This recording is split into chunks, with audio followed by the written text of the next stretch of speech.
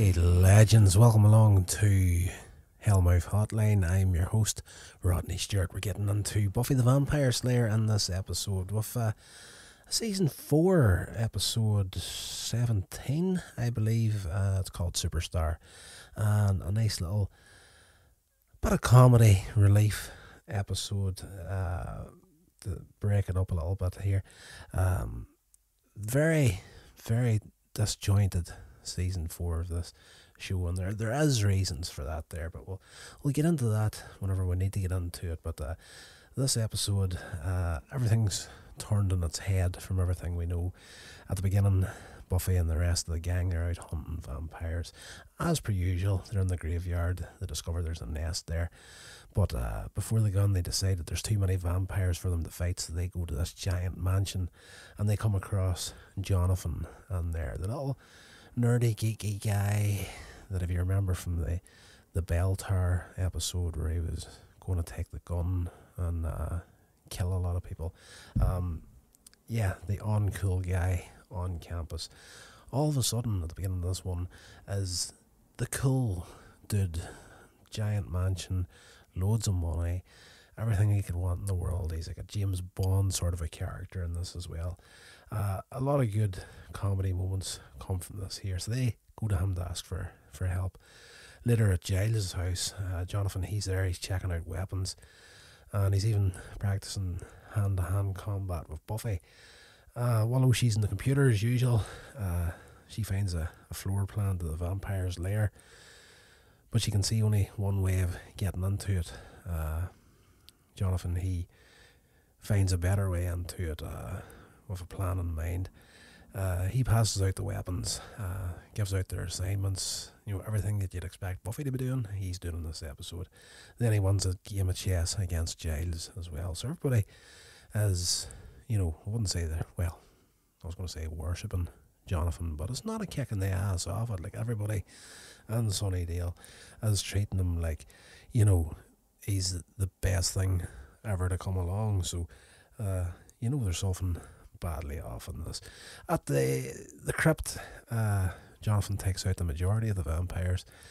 It's leaving Buffy feeling inadequate compared to him, and Jonathan, he reassures her, tells her that it's okay as long as you do your best. And as they leave the crypt, they're ambushed by paparazzi out there to take his photographs. Jonathan, he senses Spike hiding in the shadows, calls him out, and they start insulting each other, and Jonathan getting the upper hand on Spike as well. So yeah, it's just everything that you're not expecting, and it's nice comedy relief for an episode. It does get serious in places.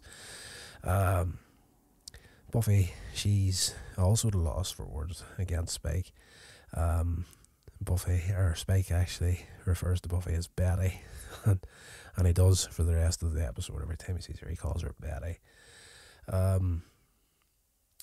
Where are we at? Willow and Tara, they're putting pictures of Jonathan up on their wall. They're talking about the fight earlier, and they're going into some of the details about Buffy and Riley's relationship. We cut over to Riley's dorm. Riley, he's telling Buffy that he's feeling better, no longer needing drugs, that the initiative was feeding him. They were getting him battle ready, and the rest of them, they're feeding him all this stuff in their food that they didn't know nothing about. He had to detox it in earlier episodes. So he's getting back on his feet, and feeling better. He gets word that superiors tell him that the food at the initiative is no longer doctored, but to be sure, Riley still doesn't need it. Buffy jokes about her poor baseball. Fuck, I am falling over my words, and I just swore there. Trying not to do that in the episode. There's this little game, this little basketball game. I had one of them too back in the 90s. They were the stuff to have. It was just this little thing that hung over the top of your door with a miniature little basketball net and a little ball you had about the size of your hand that you could toss into the thing. So he's got that, they're playing about, and she's not even getting that right in this episode. So she's joking about her poor skills with that to cover up the fact that anytime he tries to touch her, she moves away, and yeah, uh, she leaves them anyway, cutting the conversation short. I do not know why my notes just were broken up there. Uh, anyway, we cut over. Buffy meets up with Jonathan at an espresso bar to get relationship advice. Jonathan thinks Buffy's still angry with Riley for sleeping with Faith, while she had swapped bodies with Buffy. And that's something that, it's a psychological thing. I get it. But, I kind of fall on Riley's side in that whole situation. He didn't know it wasn't Buffy and the body. As far as he knew, it was Buffy he was sleeping with. So, details, eh? So, Jonathan advises Buffy to forgive Riley for not realising that he was really sleeping with Faith instead of her. While they're talking, one of Jonathan's fans named Karen shows up to get a copy of his book signed. We cut over to the initiative. There's a new Colonel, George Haviland. He's newly in charge of the place, but he yields to Jonathan, who's now consulting with the initiative on how to find and destroy Adam. And that's another little comedy moment on there where they've got the action music playing, where the camera's sort of panning across all these tall soldiers, well built army gear, ready to take on the planet, and then the person that's in charge pops up, and it's little Jonathan, and he only comes up to about between the elbow and shoulder height on them. So he's got an idea how to find and destroy the Adam character. He's noted that Adam never eats, and by examining the diagrams and records that Professor Walsh had, he's learned that Adam has a uranium-235 derived power source in his chest, and he explains that the demon cannot be killed by decapitation, but must be annihilated completely. So over at Jonathan's mansion, Karen, the fan from the coffee shop, she's trying to get another glimpse of her idol. She's using binoculars. Binoculars? Is that even how you say that? Binoculars. My goodness. I'm not even going to follow the thought that I just had there. We'll just correct the word and go with it. Binoculars, not binoculars. So while she's spying, she's attacked by this long-armed demon, and she manages to escape, runs away, terrified. Back at the initiative headquarters, Riley, he seeks advice from Jonathan about his relationship with Buffy, and Riley echoes the same concerns that Buffy expressed to Jonathan earlier on in the episode, as he tells Riley not to worry, that people don't always see what's in front of them. And Jonathan puts on this blindfold and raises a pistol to shoot apples off the head of three initiative commandos standing there. So as I say, there's all these James Bond comedy moments with him in this episode. Over at the Bronze, later on, Jonathan, he's on stage singing. Buffy and Riley take to the dance floor. When Jonathan finishes the song, starts playing a trumpet.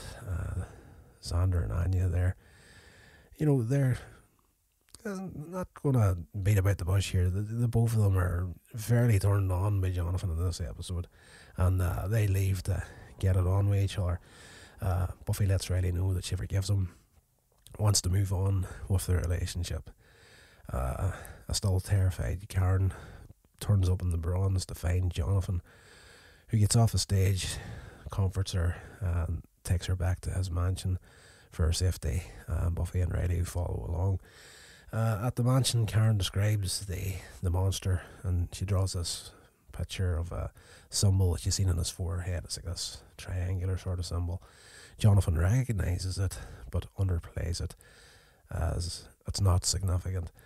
He says the monster's little more than an animal. He's not harmful and promises to take care of the matter. As Jonathan leaves to take Karen home, Buffy looks puzzled, noticing that, for the first time in her memory of Jonathan, obviously within this episode, that's a spell that he's cast to make himself cool. So goodness knows how far back the people's memories go of Jonathan, that this just happened overnight. The day just magically wake up one day and it's like, oh, he's always been cool. is it a lifetime of memories? Don't really go into it, but the fact that he's not on form and he's being evasive of the whole thing just doesn't sit right with her. We cut over to Adam in this episode, and he's sitting in front of these televisions that he's got set up in his lair, and he's watching like CCTV and whatnot, and taking on news channels, you name it. He sees Jonathan on the screens, and he knows at once that these are lies, and that Jonathan has cast a spell. Adam claims to be more awake than alive than any human or demon that has ever been.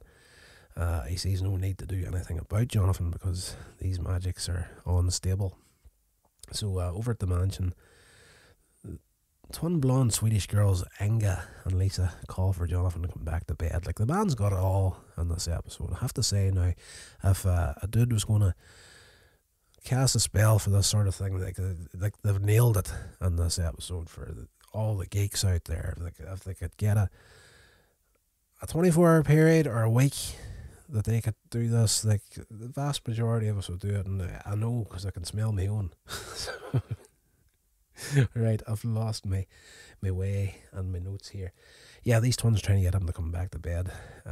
He drops his robe to reveal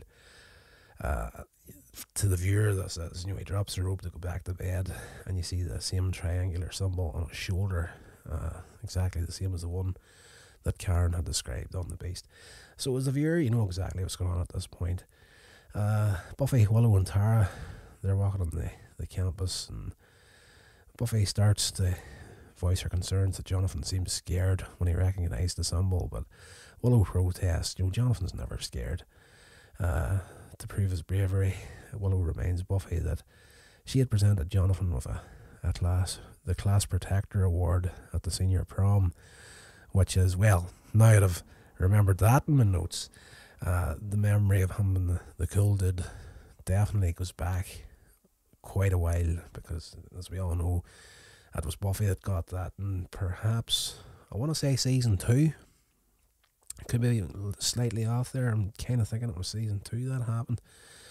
But yeah, so the transformation that he's caused in this episode has affected the memories for a long, long way back.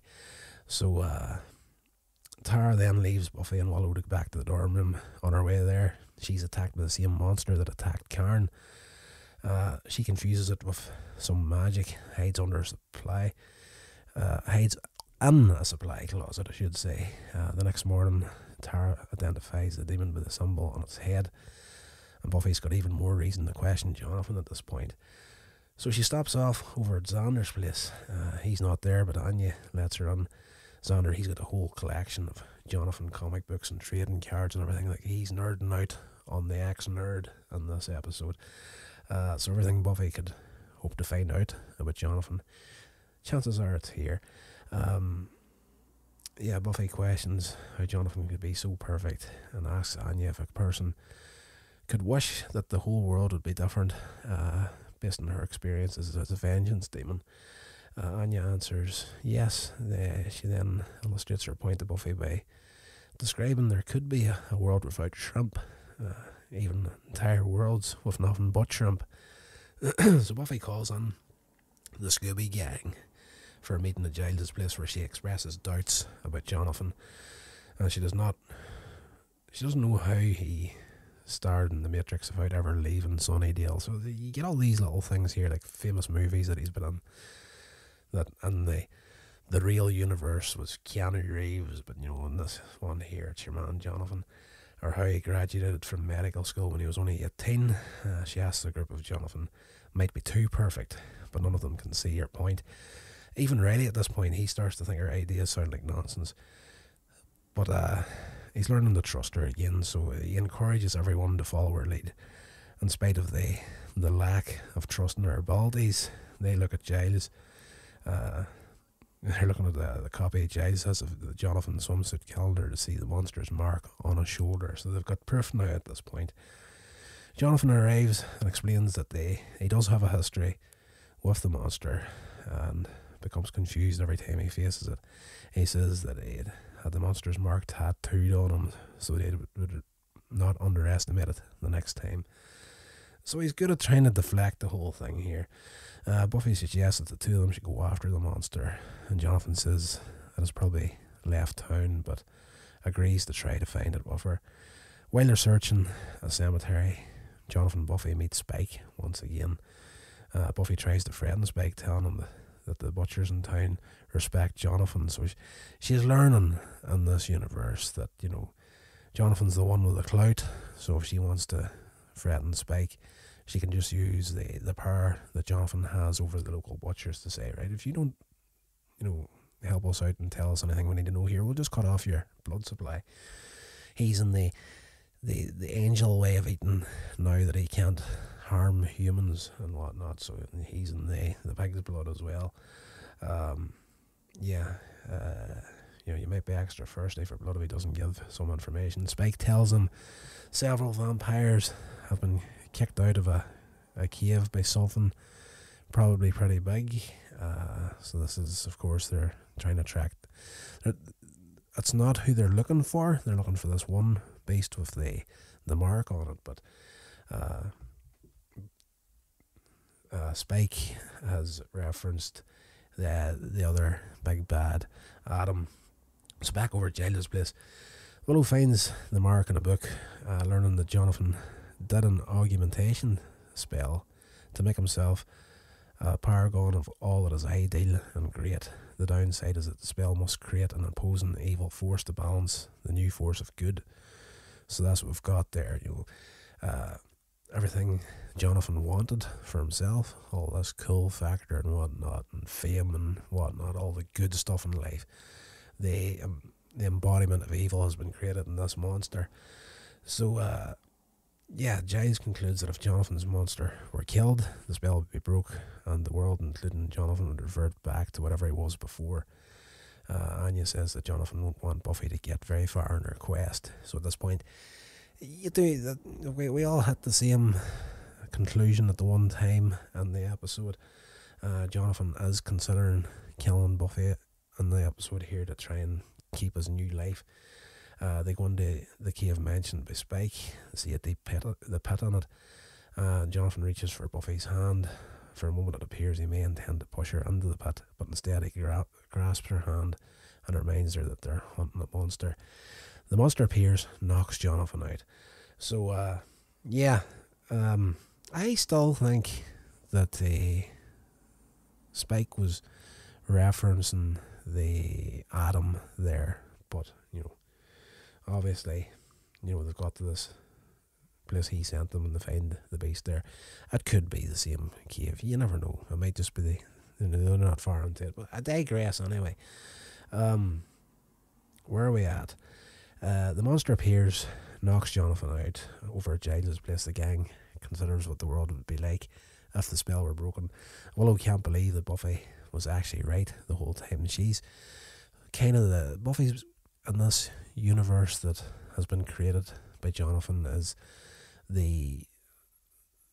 she's not the cool action figure that she normally is. She's clumsy, she gets things wrong. Though she is the Slayer, she's not very good at it. And there's not much faith in her. But now that they've worked out what's going on and Buffy was right, Xander dislikes the idea of a world without Jonathan.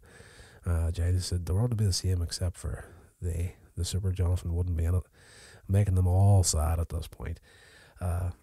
Riley's afraid that Buffy can't kill the monster, that they'll be stuck in an alternate reality forever. Back over at the cave, Jonathan, he's recovered and he attacks the monster, but with little effect. He tells Buffy that she'll have to do the fighting.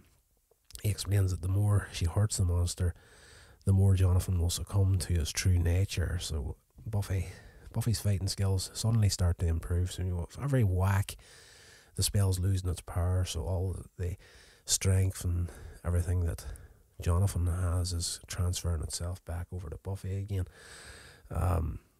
Her fighting skills, they're beginning to improve. The monster almost knocks her into the pit, but Jonathan tackles it from behind and the two of them fall in, but Buffy manages to grab Jonathan's ankle, saving him, while the monster falls to its death.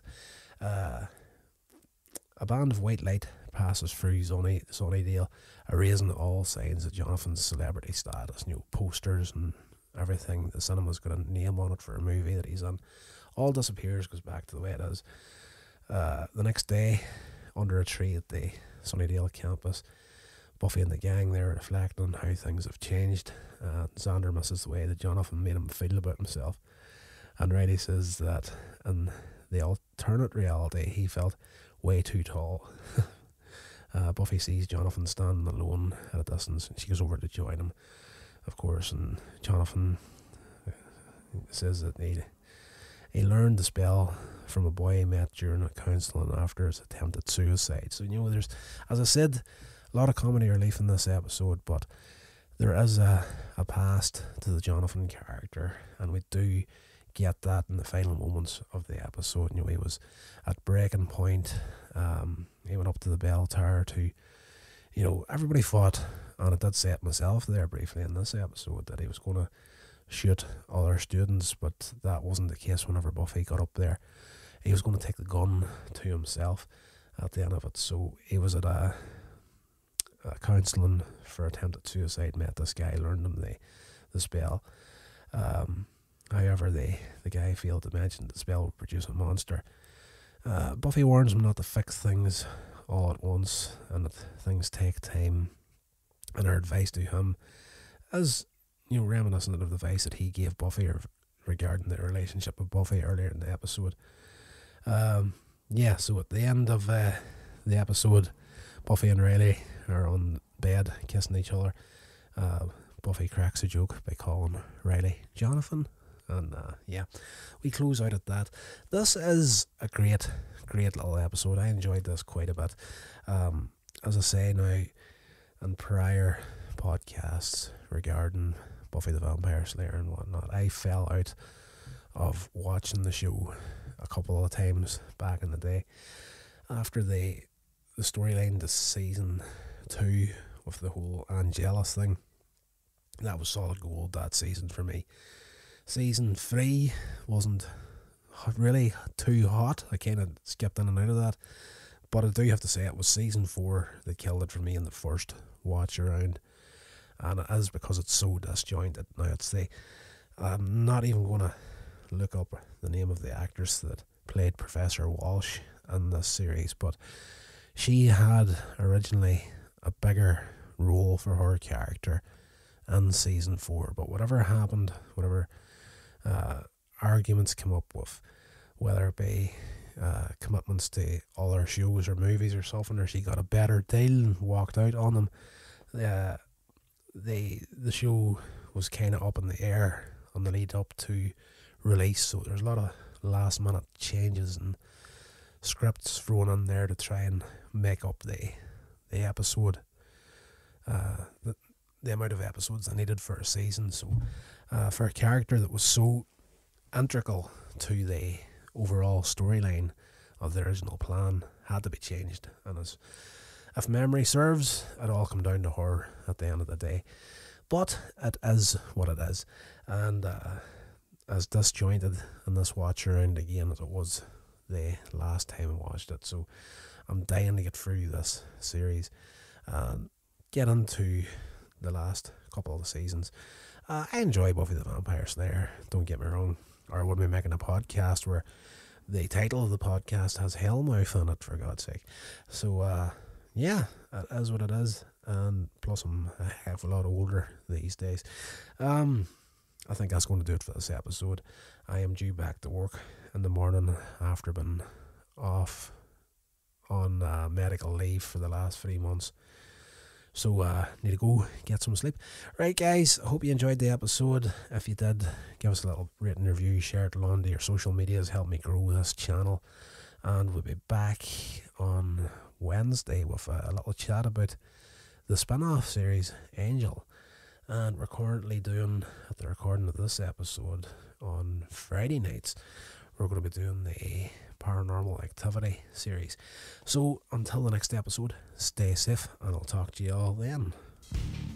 This has been a production of Coins Age Media. Thank you so much for listening.